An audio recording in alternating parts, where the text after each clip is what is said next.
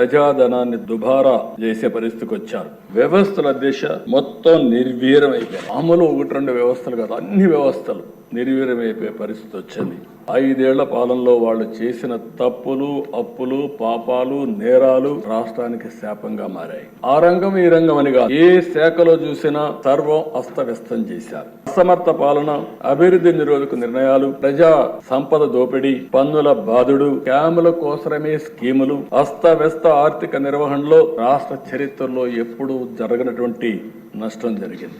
ఒక ఉదాహరణ, ఒక 10 విషయాలు మాత్రం మీ దృష్టికి తీసుకొస్తున్నా, రాష్ట్ర ప్రజల దృష్టికి తీసుకొస్తున్నా. రాష్ట్ర రాజధాని నిర్మాణం ఆపి నిలిపేశారు, బ్రాండ్ ని నిర్వీర్యం చేశారు. ఆ రోజు ప్రపంచం అంతా చర్చించారు, అమరావతి ఒక కొత్త నగరం వస్తా ఉంది, ఈ దేశానికి కొత్త నగరాలు అవసరం, అలాంటి నగరాల కోసం అమరావతి వచ్చినప్పుడు ఇది ప్రపంచంలోనే ఒక మేటైన నగరంగా తయారవుతుందని చెప్పి అందరూ ఆశించే పరిస్థితికి వచ్చారు.